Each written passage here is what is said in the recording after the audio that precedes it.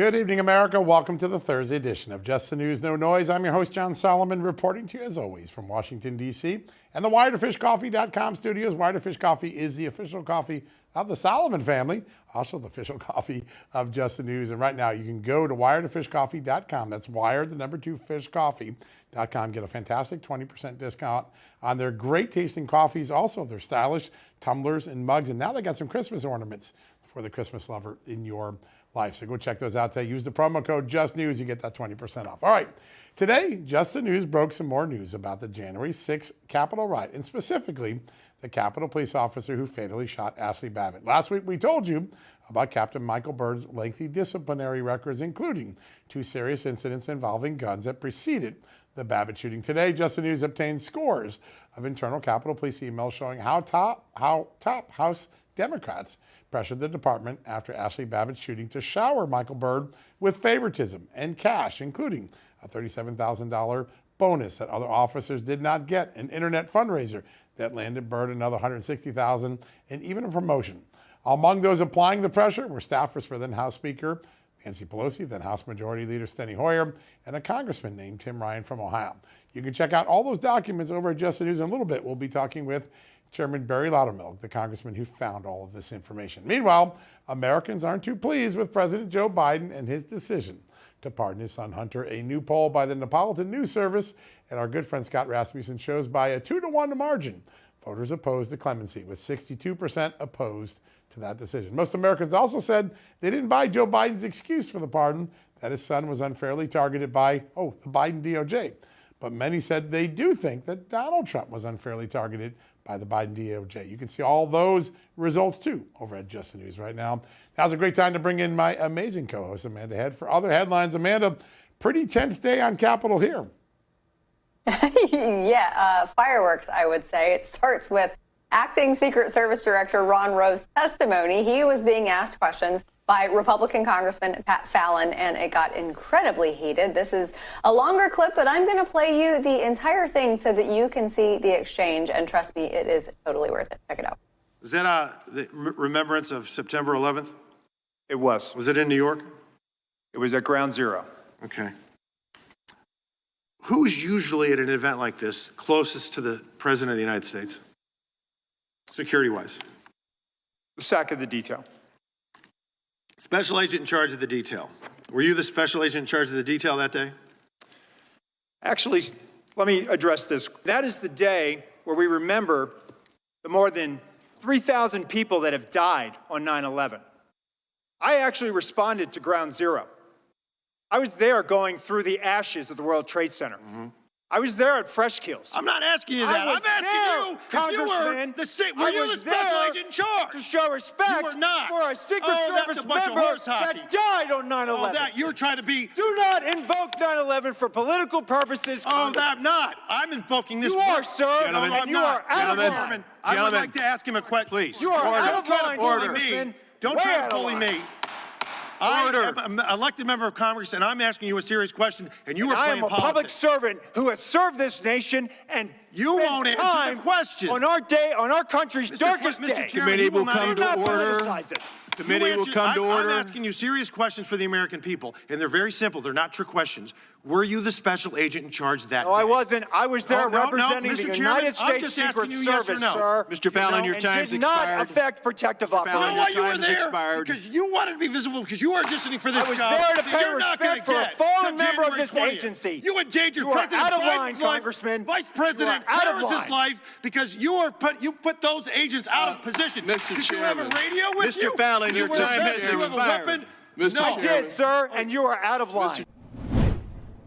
Woo, John, hearings on Capitol Hill can sometimes get heated, but that was probably one of the most contentious exchanges I've ever seen. I don't think I've ever seen anything like it in my 34 years. Yeah, it was very intense. And listen, it's a very fair question that Pat Fallon is asking, which is, at all moments, there are security procedures for the president, and a photo op doesn't take over that. And I think he's getting at something bigger with the Secret Service, which is they've been cutting their rules for a long time for small and big reasons, and none of them improve the security of their detailees. And I think that's something that will go down in history. That's a pretty famous moment. It's been played over and over today, and I can see why. Really, really remarkable. Well, how about that? So another great moment on today, a little bit more peaceful. Elon Musk with his son on his shoulders walking through the Capitol. I guess it was take your son to work day in the Capitol, and he brought his son there. I loved it. And did a little bit of Doge conversation talking about gutting the fish. Big plans to cut government in a big way so that we get a more responsive, more efficient, and more customer-friendly government. That was a big moment today, a little bit less contentious at that particular event today.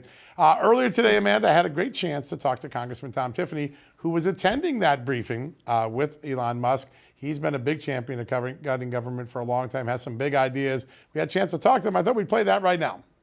All right, folks, joining us now, Congressman Tom Tiffany from the great state of Wisconsin, a man who has been really determined to shrink the size of government. His moment may be coming at the start of the new year. Congressman, great to have you on the show again. Always good to join you, John. Big moment today, Elon Musk. It was a beautiful picture of his son on his shoulder coming down the Capitol steps.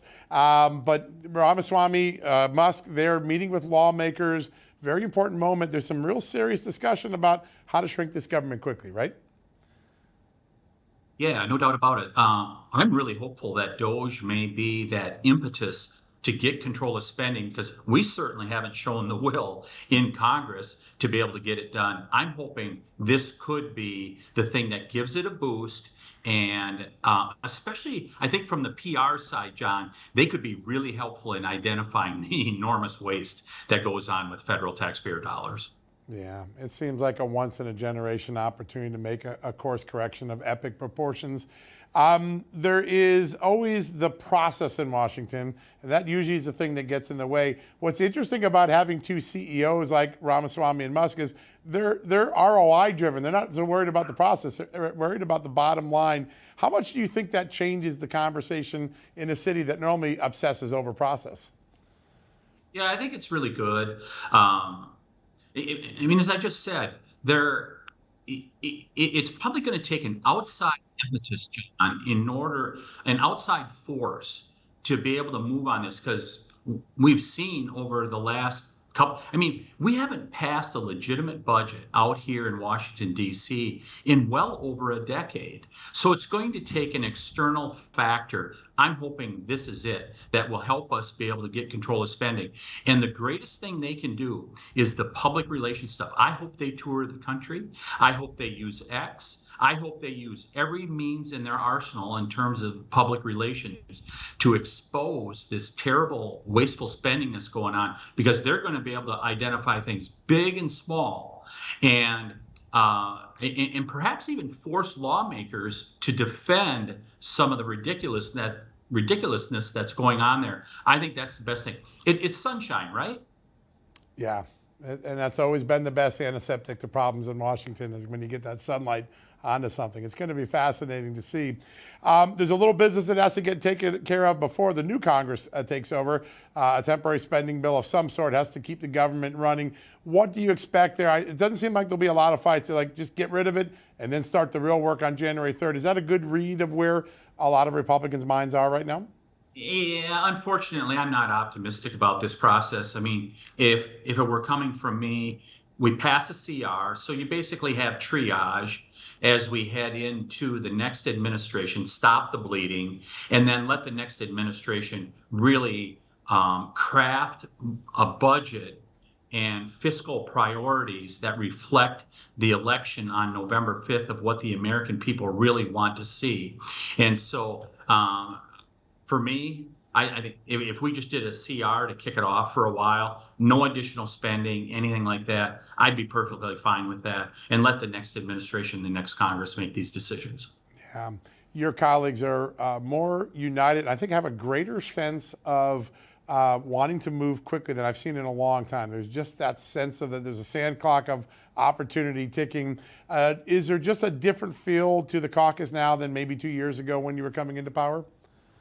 Oh, without a doubt. I mean, I came in May of 2020, and we had Speaker Nancy Pelosi, and then they had unified government after 2020, and then 2022, you still had divided government. Yeah, there was real optimism to be able to get some stuff done. And there's a couple things that I'm encouraged by. One is I'm hearing from more members about the fiscal accountability side of it.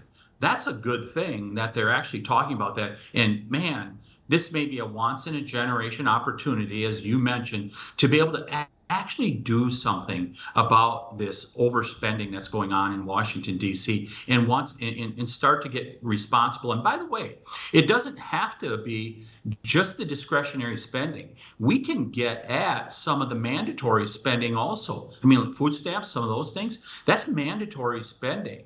I think some of the benefits that are paid in regards to the work requirements, I mean, some of that is under the heading of mandatory spending. We can deal with some of that too. So I'm really encouraged to hear that. And also, boy, the regulatory state, we got to deal with it, because there may be more bang for the buck in terms of growing our economy, of making regulatory changes, get the impediments out of the way, let those job creators and entrepreneurs really be able to go to work. There's probably more bang for the buck there than even the deficit reduction stuff. Yeah, and having a couple businessmen along your side identifying that's going to be really fun to watch. You did an extraordinary job in a hearing the other day with the citizenship director. I think I don't know what I was more shocked about, the lack of answers that they had for really important questions, or the fact that they're proud that they unleashed 14 million illegal aliens onto this country. But your takeaways, you asked some really profound questions. There were some great things about China that you were digging into. But what was your big takeaway from the citizenship director's testimony yesterday? She doesn't know what's going on in her agency. I mean, that's the number one takeaway. You could see she was just fearful of doing this hearing and wanted to not be in that chair, because they know it's been wrong what they've done. I've asked two of these people now. I asked Becerra the same question a couple weeks ago. I asked him the Vice President Harris question. Would you do anything different over the last 4 years? And they're basically saying, no, we wouldn't do anything different. You've had these ideologues that have been in charge of immigration in all its different forms, whether it's, it's refugees, immigration, parole, all the stuff that goes on. And they are glad that they have done this to the United States of America. And man, we got to put the genie back in the bottle, and we have got to deal with this, because these people, it is part of the transformation of America they were attempting to do, and they firmly believe in it. Yeah, and you did a lot to call attention to the national security components of this. And one of the lines of question that caught my attention were with Chinese immigrants and their ability to get into the Northern Marianas Islands without having to go through a normal visa application process. Are you concerned that China is maybe using that as a spy post or an influence post aimed at the United States?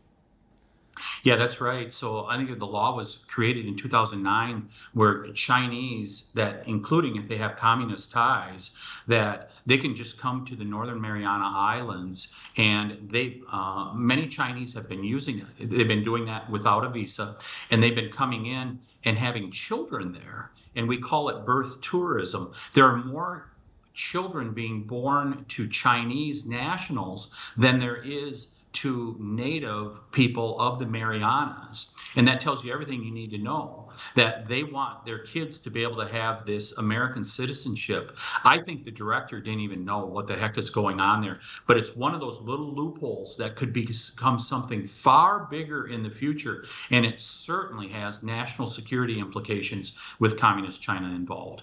Yeah, you're one of the few lawmakers that have really zeroed into it. I found that line of questioning so fascinating, and I think you educated a lot of your fellow colleagues in the Congress, as well as the director, who, you're right, didn't seem to have any idea that this was going on. Pretty remarkable moment. Great oversight work. Sir, it's always an honor to have you on the show. We learned so much. I know the people of Wisconsin very proud to count you among their representatives. Thanks for joining us today. As always, John, thank you. Yeah. Wow, what a great interview. Just think about that. Chinese citizenship, Chinese citizens getting American citizenship here by just going to the Marianas Islands. Really interesting dynamic. A little breaking news before we go to the break. Just a moment ago, the United States House of Representatives voted against releasing the Matt Gaetz ethics report, at least for now. There may be another vote later in the month, but right now that report will not see the light of day. We're going to take a quick commercial break. When we come back, Chairman Barry Loudermilk, the man who found those emails with Capitol Police and all the favoritism shown to the officer who shot Ashley Babbitt, he's going to tell us all about it right after these messages.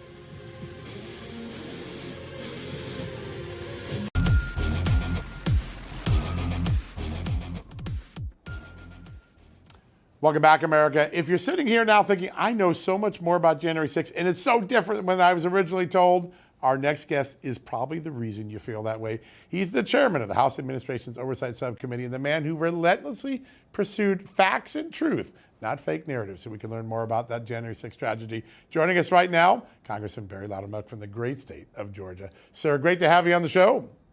John, it's always good to be with the wisest team in the news. So we appreciate the fine coverage you've given for this when a lot of other news outlets wouldn't touch it. Yeah, they've been afraid to. I've even tried to work with some news outlets who are just afraid to touch this. But so there's a new development, these incredible emails that your staff and you uncovered showing extraordinary political pressure from House Democrats meddling in the Capitol Police process, trying to get favoritism and money and other benefits to Michael Byrd, the now captain, then lieutenant, who shot Ashley Babbitt. When you look at what happened, what concerns you most? Well, it's the lack of transparency and the political meddling that was going on. Obviously, it had been in place for quite a while. And I have other concerns as well as how long has this been going on and how just is the Capitol Police when it comes to managing and policing their own force, and how much political influence has happened over the last several decades. And I'm afraid that from what we've seen so far, that it was pretty significant. But it never should be that way. It should be that the Capitol Police work with the oversight of Congress, but their decisions are based on the safety and the security of this Capitol and those that work and visit here, not some political agenda. Yeah, so important. Mr. Chairman, if I could, I want to ask kind of a lay question because, I read John's reporting on this and everything that you have produced through your investigations. Is it considered appropriate or normal for a congressional delegation, Democrat, Republican, or otherwise, to lobby on behalf of or dictate to, aka strong arm the Capitol Police officials into treating one of their own officers a certain way? No, it is highly inappropriate, but I can't say that it hasn't happened for a while. And especially in this instance, to where you have an officer who, and I'm not judging whether he was right or wrong in the action that he took, but when the clear message was sent to take care of this person, and Michael Byrd receives about $36,000 bonus, retention bonus, after this incident, when other officers who were on the front line of the battles that took place on January 6th received less than $10,000. Initially, I think they received about $2,000.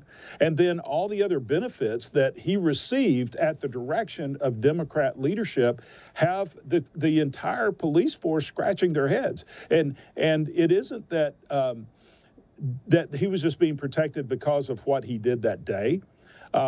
Everyone wanted to interview him, and the Capitol Police said, we recommend you don't go to the media, but yet on his own accord, he decided to go to CNN, and that's when all the security threats against him began, once he voluntarily identified himself to the American people as the one who actually pulled the trigger on Ashley Babbitt.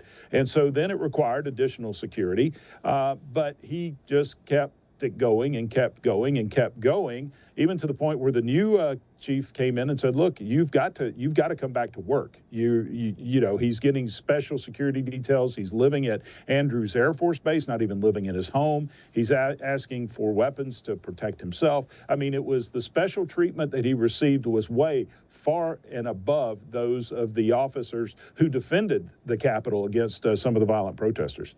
Yeah. It really is amazing. And there are moments where he's responding directly to the police or to members of Congress, and he seems to be unhappy with all that he's been given. They raised him $160,000 on a GoFundMe. They gave him a $37,000 bonus, the security upgrades at his home. Were you struck at all by Michael Byrd's interactions as all of this sort of extra benefits are being bestowed on him? Yeah, he was demanding. I mean, he was in the driver's seat on all this. And the only reason that someone, in my opinion and through my investigation, the only reason someone would be that demanding of their superiors is if they knew that they had the politicians had their back. and I believe he was well aware that Democrat leadership had said, take care of him no matter what he needs, and he was milking that to the best he could. Now, I'm not doubting that he needed some additional security, but he brought it on to himself by going on CNN and being public.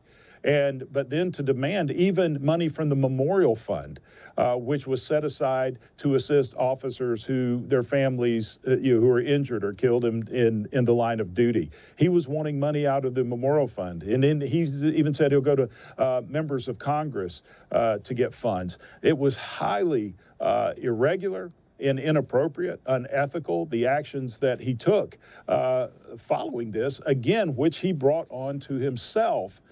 Because he wanted his moment in the sun, his moment of popularity by going on CNN. Mr. Chairman, you mentioned his request or demand for weapons that I suppose are outside of the norm for him. This is a guy who has had issues with his own service weapon in the past. So why would he feel that he stands on any ground where he could make those demands? Because when there is a systemic problem to where people who do bad things are never punished for the things that they do, they feel empowered. And when you look at his infractions in the past, where he recklessly discharged his weapon in his neighborhood at home, it was investigated by the civil authorities in that area, where he shot into a car that he claimed was trying to run over him, but all the bullets were in the back, shot into his neighbor's house, and was never fully held accountable. He should have been fired for that incident. When he assaulted a security guard at a high school football game, he should have been fired for that instance. When he left his weapon in a public bathroom here at the Capitol Visitor Center, he should have been fired for that infraction. But he was not, and in some cases given a light sentence, or some of it just swept under the rug. But the other issue was when he wanted to get a weapon. Once that they determined, look, you got to go back to your home. We're not going to provide you with 24-hour security anymore, months and months and months after the incident. He wanted to have a weapon. Well, the problem was he couldn't pass a background check. Now, that's telling right there. When a police officer can't pass a background check, an FBI background check, there we have a real problem with an officer who's on the duty who has a gun. And then it appears that he failed a proficiency test for a shotgun with the Capitol Police. But this is the person, not only who's been through all of this, who was still on the force to be in the position to make that life or death decision at that moment. I'm not judging whether he did right or wrong, but what I'm saying, he should have never been in that position himself. But this person is then promoted, just recently promoted to captain.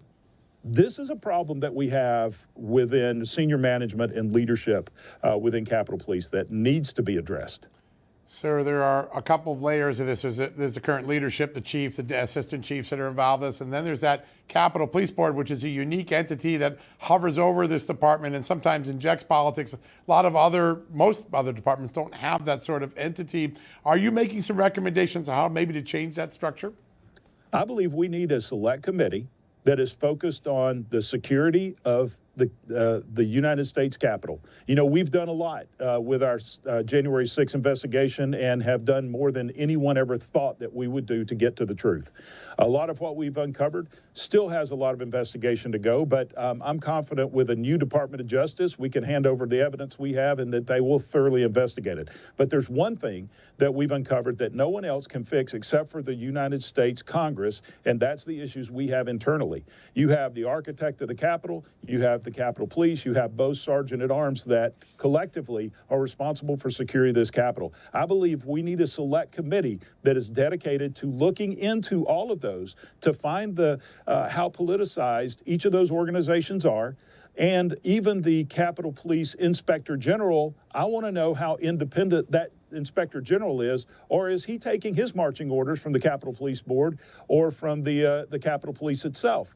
Because if you look at it, this Inspector General is supposed to be independent, but he's hired and fired by the Capitol Police Board, one of the entities that he's supposed to be inspecting. So there has to be reforms, and the only way I believe you're going to get to it is if we have a select committee who's commissioned to look into these matters. Sir, we wouldn't be in this position if it wasn't for your tenacious work. I know it was hard to do some of this work because there wasn't a lot of political support for it. You've made us all a lot smarter about what happened that day, and for that, we're really grateful. Thanks for joining us today. Thank you. Appreciate all your good work as well. Thank you, sir. Wow, what an amazing interview. All right, folks, we're going to take a quick commercial break. More ahead right after these messages. Sheriff Mark Lamb will be joining us from Arizona. That's always a fun time. We'll have that in just a second. Hey, America, you've heard me talking about a despicable crime that the FBI calls house stealing. It's title fraud, and it's a growing crime, becoming a very serious problem from homeowners. In fact, a district attorney in California recently said that title fraud cases in his small county have gone from virtually none to 73 in just 18 months. Now, if you own a home or any property, your title and the hard-earned equity you've built are at serious risk. Now, how do they do it? With just one document, a forged signature, and a phony notary stamp, a bad guy can take legal ownership of your home and take out loans against it. Just like that, poof, your biggest asset could be gone, and it can happen without you even knowing. But there's a way to help stop them. I trust our friends at Home Title Lock to protect my home. They've got a special offer for you all to make sure you're not already a victim of this terrible crime. Sign up today using the promo code JUSTNEWS at HometitleLock.com, and you'll get a free title history report and a 30-day free trial of their exclusive triple lock protection, giving you 24/7 monitoring, urgent alerts, and the best part, if God forbid fraud does ever happen, Home Title Lock's U.S.-based team works fast to restore your home at no additional cost to you. That's HometitleLock.com, promo code JUSTNEWS to protect your home, your equity, and get a peace of mind. Go do it today.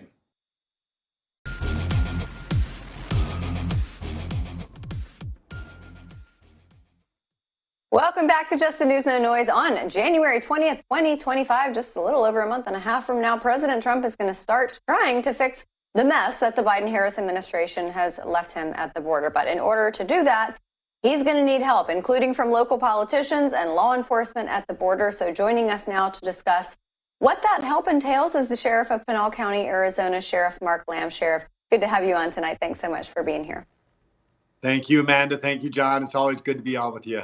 Love to have you on, yeah. It's great to have you. And, you know, it's been hard to not highlight the negative side of things when it comes to potential pushback to President Trump between folks like the mayor of Denver and the Trump administration. But I have a feeling that there are going to be more law enforcement officers across this country who are willing to work with this administration than ones who aren't. Is that what you anticipate as well? Oh, that's no doubt. You know, look, all of us, we look at our social media and there could be 100 good comments and we'll focus on the one bad comment. You know, we see that in the media oftentimes, that we see these mayors that want to be negative and they get all the attention, when the reality is the majority of Americans sent a mandate saying, we want President Trump to fix the border. And we want guys like Tom Homan to do it. You know, the beautiful thing is we spent the day with Tom Homan and Dr. Phil, and I know you probably got a few questions about that. But what we really were able to just get a good feel for his heart, what he wants to do, how important he understands this mandate is, and how the transparency and how we carry this out is really going to be important. Let's talk a little bit about that visit, big high-profile visit. It gives everybody in the country a chance to kind of dial in and understand what you deal with every day in Arizona. What were some of the highlights of that visit? What were some of the takeaways? Well, look, any highlight, having Tom Homan and Dr. Phil, both of them, getting their ear, their audience. You know, Dr. Phil, Tom Homan, myself, and Mark Daniels, the sheriff of Cochise County, we sat down together and we talked about this, how this was going to look, how important local law enforcement, sheriffs, what their role would be in getting these communities back, getting the folks that are criminals that came from other countries, getting them out of here, making sure that we're taking care of America first. You know, Tom had some really very touching stories, and he also, this is a tough guy, and he's the right guy for the job. And I think when you watch this Dr. Phil special, you're going to see it. But he also spent time with not just myself and Sheriff Daniels and Sheriff Wilmot. He had a call with the executive portion of the National Sheriff's Association. So this is sheriffs from across the country are excited, John and Amanda, for this work. And we're excited to have a guy like Tom Homan leading the charge. Yeah, it's important. Yeah. He has such a no-nonsense way of delivering and leaving emotion out of it, which I think is what the American people appreciate about his approach. I want to ask you about folks, though, like NYC Mayor Eric Adams, because he's indicated a few times that he is willing to work with the Trump administration. Do you think that's genuine, or do you think he's just saying that? I think Eric Adams is smarter than some of these folks. I think Eric Adams is realizing the American people spoke and they said, look, we need to fix this problem. He sees the impact that it's had on New York. He's hearing from New Yorkers every day. I think the only challenge for him is balancing that political stance that the left has taken so hard to the left and so pro illegal immigration, so pro human trafficking, drug trafficking, because that's really what you get when you talk about open borders and illegal trafficking. The cartels benefit, and places like New York and so many other communities, every community across this country has been affected. So I think Mayor Adams is real when he says he wants to sit down with Tom Homan. And I know Tom Homan, we talked about it. He's excited to get out and sit down with Eric Adams so they can figure out how they fix the problem in New York as well. And I think they're going to find a good balance that works for the American people, and it works for Mayor Adams in New York as well. Yeah, that'll be a big moment should it happen. That'll be great. Sheriff, I want to talk a little bit about an issue came up earlier in the show. Congressman Tom Tiffany saying a bunch of Chinese nationals now go to Marianas Island. They have children to get birthright citizenship so they can get a backdoor into the United States. There's a big debate in this country over birthright citizenship. After all of the work you've done and all the things you've seen, where do you stand on that? Look, I think it's something that needs to be evaluated by Congress and defined. I don't think its intention is what it's being used for right now. This has certainly been a backdoor for people who came into this country illegally and who are trying to stay here illegally. And I don't think that's what the founding fathers intended. So I do think that Congress, Senate, and judges are going to have to really define this out. I think that there needs to be a very stringent rule in place for being born here into this country. We can't afford it anymore. We're at a place in this country between crime on the rise, between our economy, the amount of money it takes to deal with this illegal immigration. I think those problems are too far reaching, that we've got to fix this and really define what it is that the founding fathers intended. Yeah, great idea. Sheriff, if you remove that incentive, the birthright citizenship, how much does that disincentivize people from coming here illegally to begin with? How big of a dent will that make? Well, first of all, President Trump will disincentivize this. The messaging saying it's illegal to come into this country without permission, without going through the proper process. That in and of itself is going to stop the flow of people coming through this country, which by has a global impact as well. Don't think that countries like Panama and all these other countries like Mexico, they're not affected by our policies in America or our failure to secure our border. So this administration's messaging has been poor. Just President Trump coming back in, we're already seeing the cartel making changes. They're going back to the ways they did while he was president, much more obscure through the deserts, coming in through the night, large groups trying to be undetected. The other piece of it is holding people accountable that came into this country illegally, sending them back because they didn't follow the law. We cannot just say, yes, we're okay with you breaking the law. No, that's not how it works. We do have to hold them accountable. And once you start removing people, I think a lot of people are going to self-deport, and you change that birthright thing. All of those things will combine to really help us get our border under control, our immigration system fixed. And Congress and Senate can go to work on trying to pass common sense immigration. Important. Yeah. Very important. It's going to be very interesting to see that self-deportation and what that does for the countries that allowed them to come in initially, like Mexico, because they got to go through somewhere. So that's going to be very interesting to see. But a reversal of the disaster that we have already witnessed. Sheriff of Pinal County, Mark Land, thank you so much for being here, sir. Thank you both. God bless you. Same to you, sir. All right, everybody. Coming up after the break, we've got title theft education specialist at Home Title Lock, Natalie Dominguez. We'll be right back.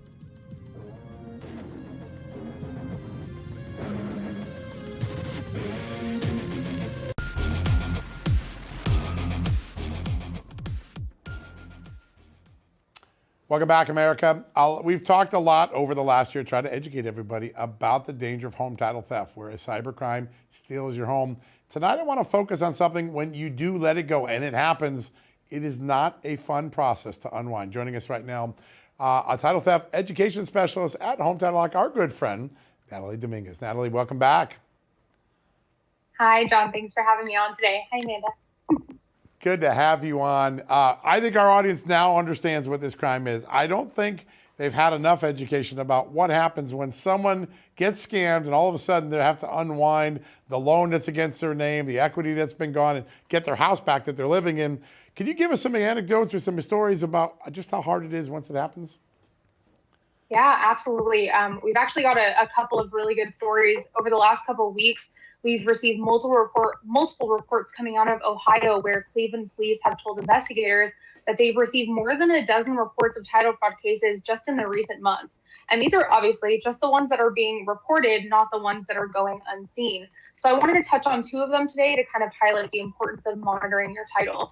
So in the first case, 3 men have been indicted for the use of forged documents to steal and sell properties across Cleveland and Garfield Heights. They got away with stealing 4 homes before they were found out. And what do you guys think? Do you think they got caught because of investigators and task forces? Nope. They were caught because one of the legitimate homeowners was trying to sell their house, and the real estate agent was doing just a routine title check to make sure that it was in their name. And they found out that they were no longer the homeowner on file. So not only did the legitimate homeowner have to stop the entire sale of their home, but now they're dealing with this huge litigation issue, trying to reverse all the damage and just get their home back in their possession. Because legally on paper, it's not theirs. It's very scary. And then, sorry. Yeah. No, and then in the other case, although the story just recently surfaced, due to all this other activity going on, the legitimate property owner has been dealing with the aftermath of the fraudulent sale of his 3 vacant properties for 5 years. And it was the same thing. The criminals transferred the properties out of his name using quitclaim deeds and then sold them behind his back. And since then, he's only been able to recover 1 of the 3 properties and has spent upwards of $30,000 trying to get them back. $30,000. That's want to know the gracious worst me. part too? In 5 years, you only got one back in 5 years, right? Yeah, and the worst part is they found the person that did it. They've attempted to file criminal charges multiple times, and nothing has stuck. So they're still pursuing the civil stuff, but can't even get this person charged with a crime because it's a paperwork issue.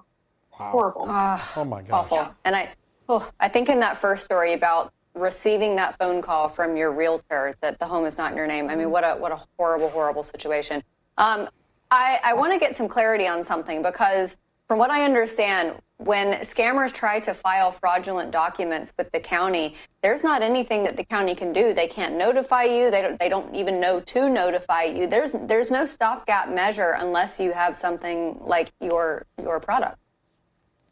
Yep. So we monitor the property and we alert the homeowner of anything filed. If I were to go into the county and file paperwork, if I give them a piece of paper and everything is filled out properly and there's a notary stamp on it and there's a signature, as long as you're not missing something that's required, they legally have to accept it. And that is the absolute scariest thing in the world for homeowners, because that means that anyone could come in and file something for their property with no authentication. If they're not authenticating notary stamps, you can get one online for like $20-$30.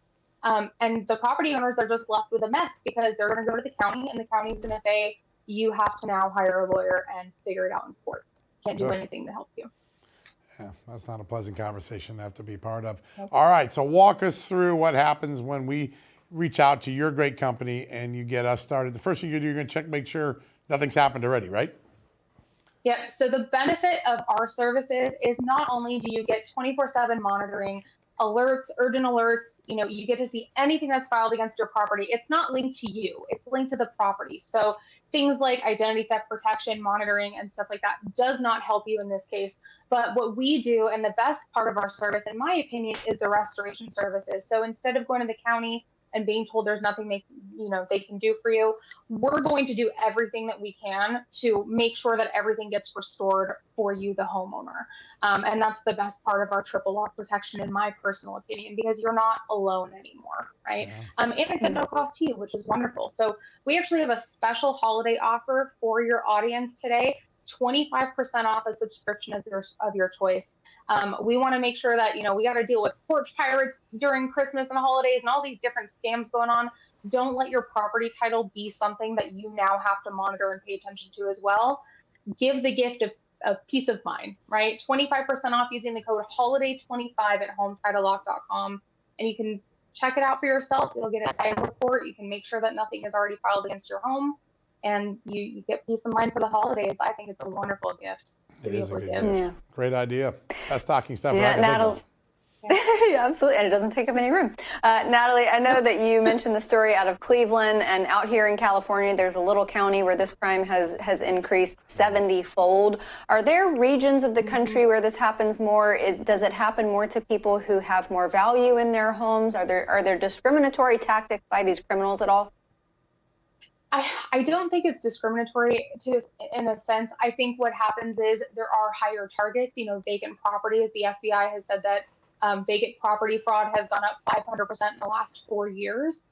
So that's a really big thing. It really is targeting people that are not watching, and then the elderly. They're also very, very susceptible to these crimes because of watchfulness. So again, if you have someone in your life, great Christmas gift. If you have an elderly parent or a friend of the family that could use this service because you want to help keep them safe, it's also a very good gift for those people as well.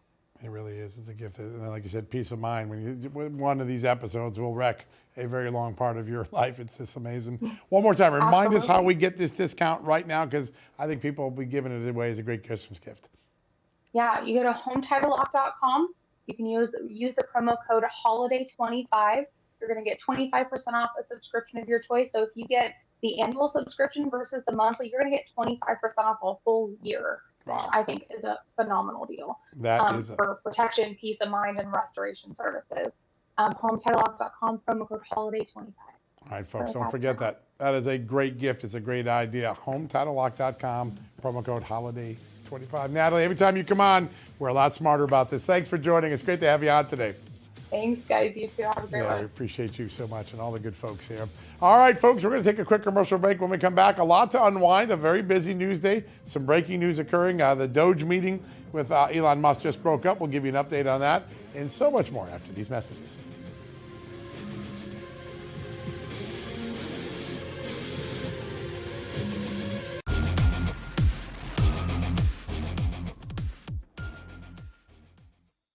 Welcome back to Just the News, No Noise. A few minutes to wrap up some topics of the evening, starting with, John, your interview with Congressman Tom Tiffany. You and I were speaking off air about the fact that there must be something in the water in Wisconsin, because there are great investigators up on Capitol Hill who come out of Wisconsin. Senator Ron Johnson, Congressman Glenn Grothman, Congressman Tom Tiffany. They got it going on. Yeah, and also the chairman of the House Administration Committee, Brian, oh my gosh, I'm having a senior moment. Style, who's done all the great work on what I think will be the big scandal of 2025, which is the fundraising scandal, the possibility of foreign money seeping in through online portals like that. So it's going to be great. ActBlue among them. Yeah, listen, you're right. They care about accountability because I think Wisconsin's a bottom line state. 30, 40, 50 years ago, there was a guy named Bill Proxmire, who's a senator, who created the Golden Fleece Award that every week would identify a wasteful form of federal spending and shame it. And it became, I used to write it. Every time I was a young reporter at AP, it was my job to write the Golden Fleece Award.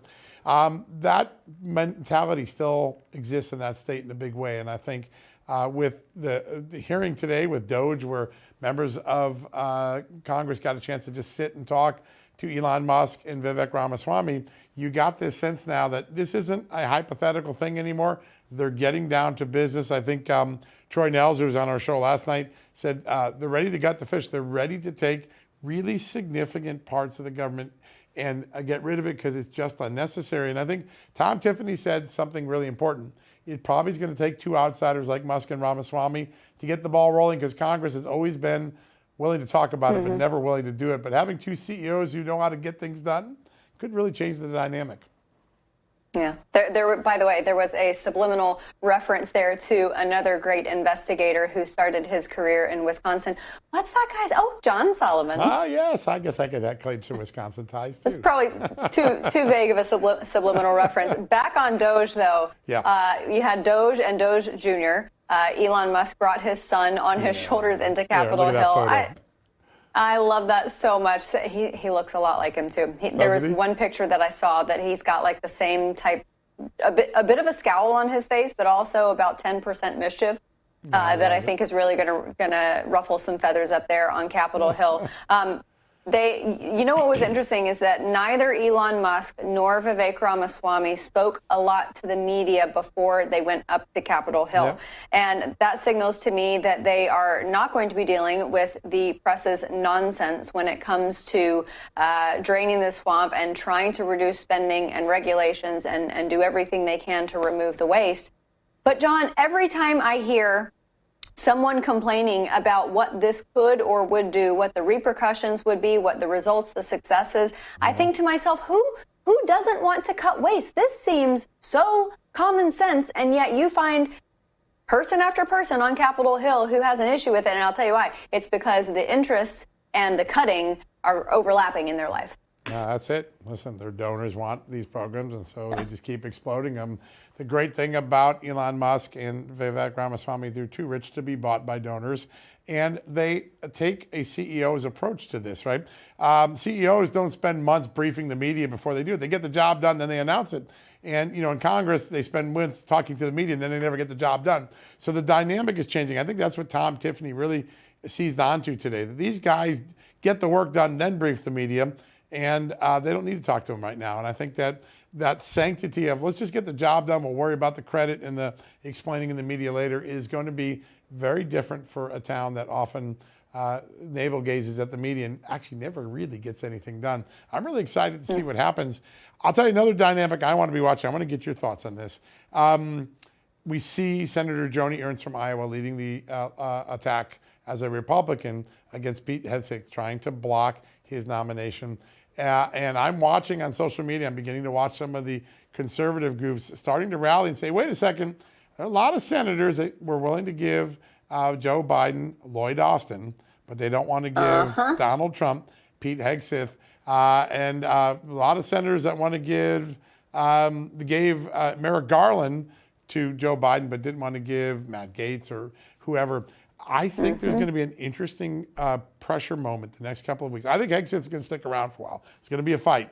I think you're going to start to see some of these senators say, well, hey, how could you give us Merrick Garland and not want to get Pete Hegseth? I watched that dynamic closely. I think Joni Ernst is going to feel a lot of pressure, maybe even get an early challenger to herself from the MAGA world.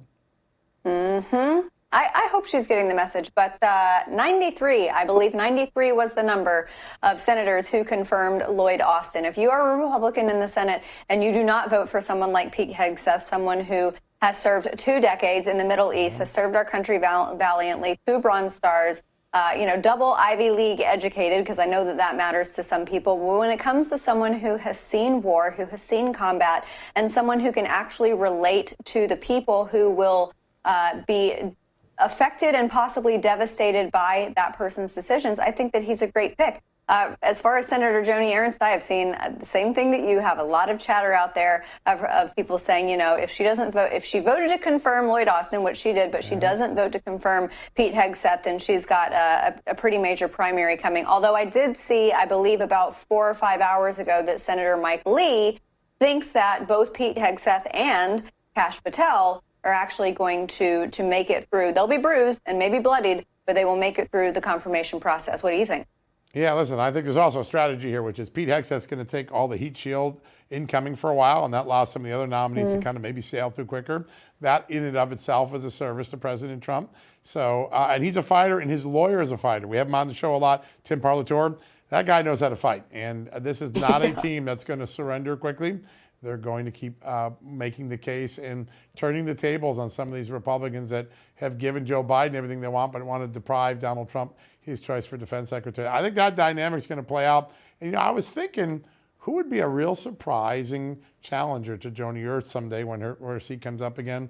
There's an Iowan living in Arizona right now who knows something about running for the Senate. Oh, indeed. Carrie Lake, maybe. Just keep an eye. Does she move to Iowa? I don't know. I was just thinking about that today. No, that would be very, very I interesting. Never Okay, before I let you go, I have to get your take on Pennsylvania Senator John Fetterman saying that Donald Trump should be pardoned in the New York case because it was politically motivated to begin with. He's quickly becoming one of my favorite Democrat senators. He understands the state. He understands the sentiments. Yes, other Democrats should learn from him. Yeah. Yeah, they absolutely should. And Bernie Sanders, we're finding Bernie Sanders on the side of Elon Musk and Vivek Ramaswamy when it comes to cutting the waste. What a world we live in. All right, everybody, that's all the time we have for you tonight. We're going to see you right here tomorrow at 6 p.m.